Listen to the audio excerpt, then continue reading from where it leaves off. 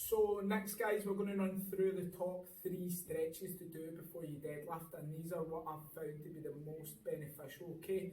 So I'm not going to go through in chronological order. I'm just going to start off how I would normally start, right? So first stretch that I would recommend for you guys is that standing cat-cow pose. So what you do is you go right in the bad posture where we're hinged over. You try and take the fingers under the toes. You should be able to do this because we're doing any posture to get here, okay? Once I've got the fingers under the toes, what I do is straighten my legs out, try and straighten them out as much as I can.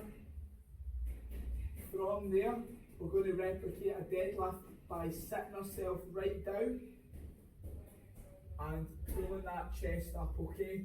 So that's basically 1 rep.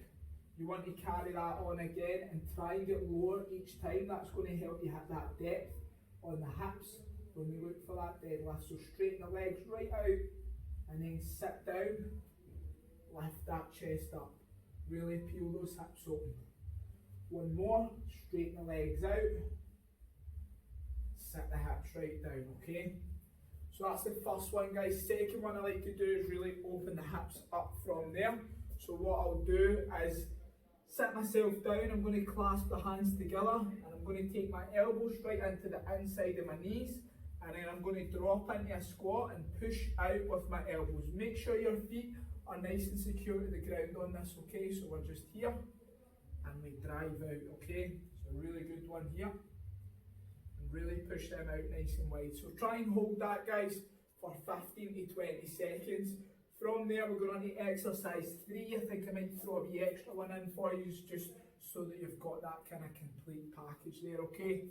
So, pigeon pose, where we just sit right back and we're opening these hips up. From there, what you can do is bring that foot forward, guys, adjust the stretch and make it a wee bit deeper. Now, work where you're comfortable, don't crank yourself into any positions that you're not comfortable with.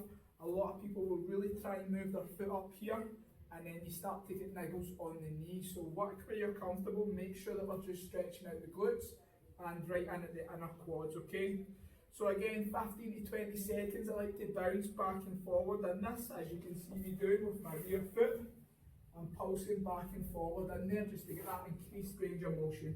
I go up into my high plank from there, take the knee over into that nice V shape, sit into this for 10 guys, 10 seconds here, get comfortable, adjust the foot, and then sitting back over again, really opening those hips up.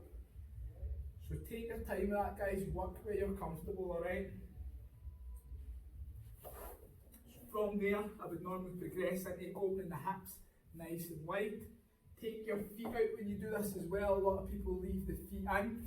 Take your feet out, you're going to take your hands out in front and you're really going to push and sit back. So nice and slow when you do that. Far back as you guys can go. Now keep your feet out nice and wide on that. If you're bringing them in, you're really dropping down to a variation. So I'm very tight here. So I'm having to drop down to that easier variation where I bring my feet in at the back, okay? So that's a couple of exercises, guys, that you can do. I'm going to carry on throughout this video with some more for anybody that's looking for some extras, alright?